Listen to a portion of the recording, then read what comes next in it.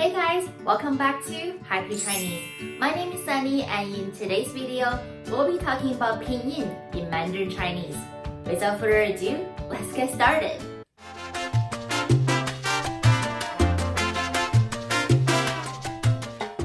Hey guys, so because we're learning Chinese from scratch, so the first thing we have to talk about today is Pinyin.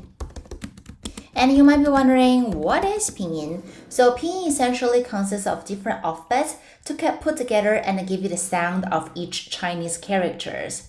And the Pinyin essentially can think of it as a system. And for each system, of course, there have to be rules. And today we'll be introducing different rules within Pinyin. So first of all, I will be drawing you guys the different vowels in Pinyin. So in English, we have 5 vowels, and in Chinese, we actually have 6. And they are a, o, e, u.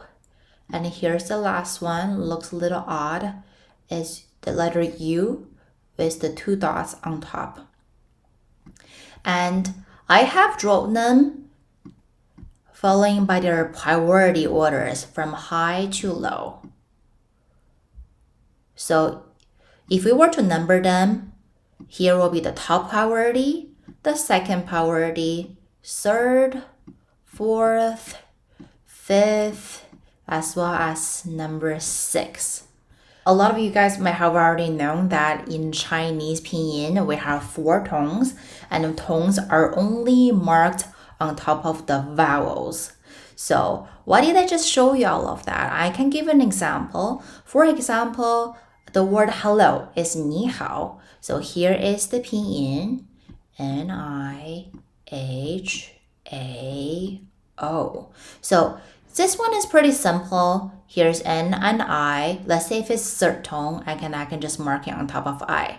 And then but for how, it's H-A and O. So you might be wondering, there's 2 vowels, and which one should I get the tone on? Well, if we were to follow by the priority rule here, it's always the top priority within the Pinyin that gets the tone. So here, A and O, in between, A has a higher priority, so A will get the tone. If it's a third tone, then you can just mark the third tone on top. We'll be talking about the tones very shortly after.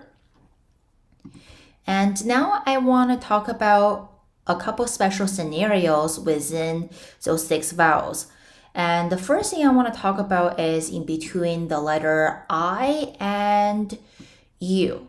In Chinese Pinyin, it's pronounced as E and U. So I'll change it to a new page. So the rule states within I and U, whichever letter is at the end of the Pinyin would get the tone. So for example, the word to push is 推, so T-U and I. In between I and U, whichever letter is at the end of the Pinyin will get the tone. So let's say if it's a flat tone, then we'll just mark the flat tone on top of I. Right here, just like that. And vice versa, to get lost, the Pinyin is D-I-U. And let's say if it's a flat tone, I will mark the tone on top of U because U is at the end of this Pinyin. So this rule one more time. In between the letter I and U, whichever letter is at the end of the Pinyin will get the tone. And let's go back to our first page here. With regards to the second special case, will fall under this guy here. It's pronounced as U. So start a new page. 晚U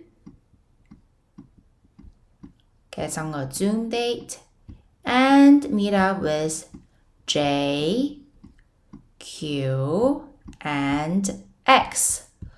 It will change its outfit to look like U. So the dot on top got cancelled out. However, it's still pronounced the same. It's still pronounced as yu, however, it just looks different. So for pinyin, such as in combinations of ju, qu, as well as xu,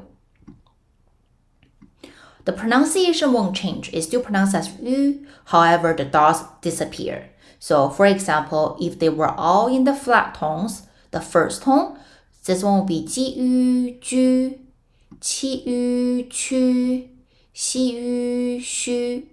So just to make sure that when they meet up with J, Q, and X, the dot on top get cancelled out. They get disappeared. However, the pronunciation won't change. So that's pretty much the two special scenarios within this alphabet, the vowels here. And now let's take a look at the tones, what we've all been waiting for. So in Chinese Pinyin, there are 4 tones.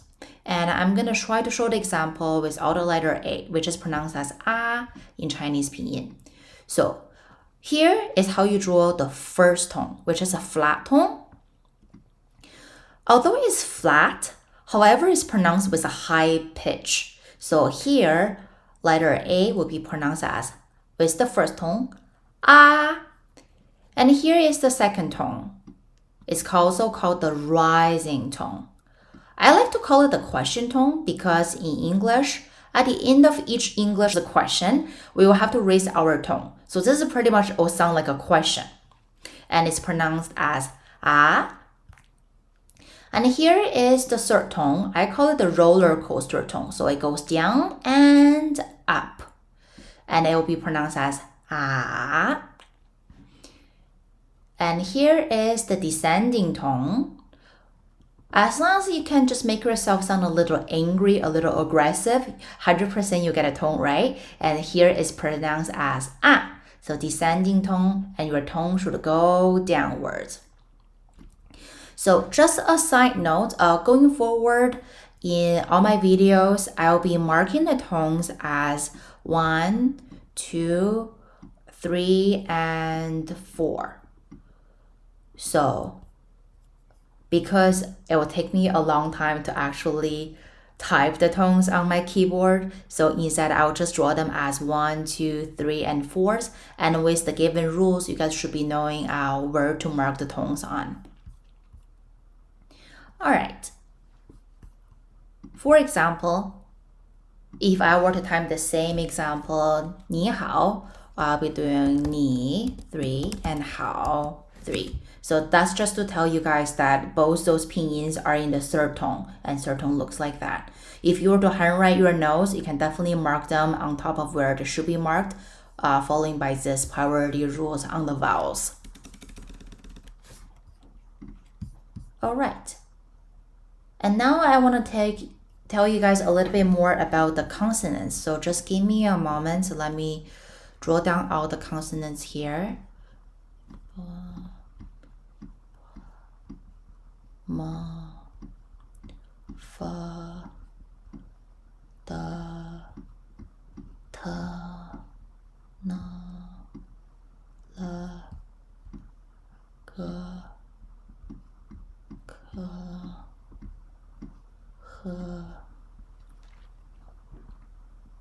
he, ji, qi, xi, 知 吃 sh 日 zi 次 si.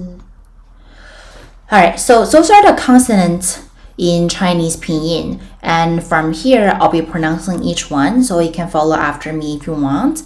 Here, ba, pa, ma, fa, da, ta, na, la, ga, ka, he, ji, qi, xi, zhi, chi, shi, ri, zi, ci, si. Alright, so That consists of all the consonants. And here I'll show one more time of the vowels.